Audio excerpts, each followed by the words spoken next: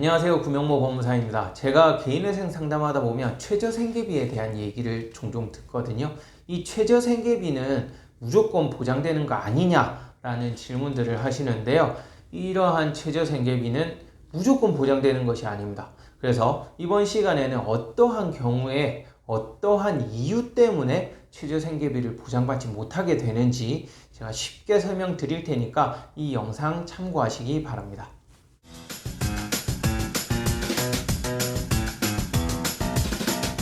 우선 개인회생이라는 제도는요, 월 소득에서 최저생계비를 빼고 남은 돈이 있으면 그 남은 돈을 매달 36개월간 갚고, 그렇게 갚았는데도 빚을 다 못 갚는다. 그러면 그 못 갚은 돈을 탕감받는, 즉 면책을 받는 제도거든요.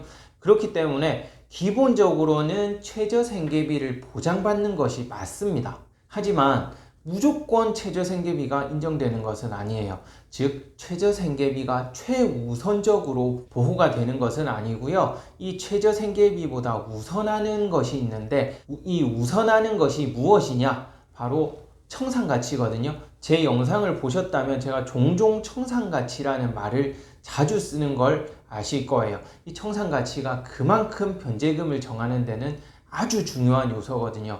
이 청산가치란 무엇이냐? 제가 이전 영상에도 몇 번 설명드린 적이 있는데, 아주 간단하게 설명드리자면 청산가치는 재산을 의미합니다. 개인회생을 하는 사람이 가지고 있는 재산 중에서 일부 공제되는 재산을 뺀 나머지를 청산가치라고 하는 것이거든요. 이러한 청산가치는 최저생계비보다 우선하게 됩니다.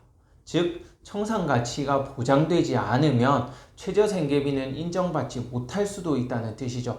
제가 말하는 청산가치가 보장된다는 뜻은 내가 가진 재산보다는 개인회생을 해서 갚는 돈이 단 10원이라도 더 많아야만 개인회생이 진행이 될 수 있다는 뜻이거든요. 이러한 청산가치 보장의 원칙 때문에 이 최저생계비를 인정받지 못하는 경우가 발생하는 거예요. 제가 구체적으로 예를 들어서 설명을 드릴게요. 예를 들어 빚이 1억이 있어요. 채무가 1억인데 내가 가진 재산, 즉 청산가치는 5천만 원이 있습니다. 이러한 경우에는 내가 가진 청산가치보다 더 갚아야 회생이 받아들여진다고 했죠. 그러면 적어도 나는 5천만 원 이상을 갚아야만 개인회생이 된다는 뜻이 됩니다. 그래서 36개월간 적어도 내가 5천만 원 이상을 갚아야 개인회생을 신청을 할 수 있는 것이죠. 이러한 상황에서 나의 월 급여는 240만 원이라고 가정을 할게요. 그리고 1인 가구입니다.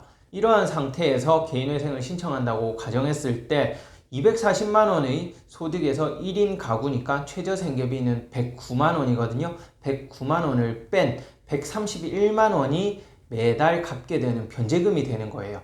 이렇게 131만 원씩 36개월간 갚으면 개인회생이 되는 것인데, 여기서 문제가 발생합니다. 131만 원씩 36개월간 갚게 되면 그 금액의 총 합계가 4,716만 원밖에 안 돼요. 내가 가진 재산이 5천만 원이기 때문에 적어도 5천 이상을 갚아야만 개인회생이 된다고 말씀드렸죠. 그런데 내가 벌어들이는 수입에서 최저생계비를 빼고 나니까 131만 원이 남고 이 돈을 36개월 갚으니까 4,716만 원 밖에 안 된다는 것이죠. 이러한 상태로 개인회생을 신청하게 되면 개인회생은 기각이 나버립니다. 왜냐하면 청산가치를 보장하지 못하기 때문에 개인회생은 받아들여지지가 않는 것이에요. 따라서 이러한 경우에는 스스로 최저생계비를 줄이게 되는 거예요. 최저생계비를 줄여서 최종적으로 109만 원이 아닌 100만 원 밑으로 줄이면서 내가 월 갚는 변제금을 131만 원보다 더 많이 갚게 되는 거죠. 더 많이 갚으면서 36개월간 갚게 되면 결국 5천만 원 이상 갚는 수준까지 내가 스스로 생계비를 줄이고 변제금을 늘려서 조정을 해서 이렇게 개인회생을 신청하게 되는 것입니다. 이와 같이 청산가치를 보장하기 위해서는 스스로 최저생계비를 줄이면서 최저생계비를 보장받지 못하는 이러한 일이 발생하게 되는 것이죠. 그러면 단순히 재산, 즉 청산가치만 없으면 무조건 보장되는 거 아니냐라고 생각하실 수 있는데요.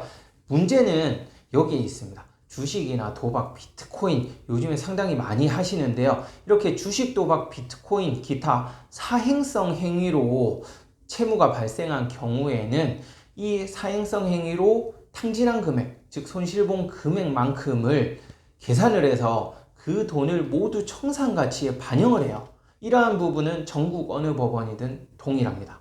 이러한 주식, 도박, 비트코인 등을 했을 때에는 생각했던 것보다 훨씬 많은 청산가치가 반영이 되면서 예상치 못하게 변제 금액이 늘어나게 되고 최저생계비를 보장받지 못하는 일이 종종 발생하게 되는 것이죠. 그래서 오늘 제가 설명드린 이러한 부분이 아니라면 통상적으로는 최저생계비는 보장받을 수 있거든요. 그러니까 이번 영상 보셨다면 최저생계비를 왜 나는 보장받지 못하는가에 대해서 어느 정도 이해하실 수 있을 거라고 생각합니다.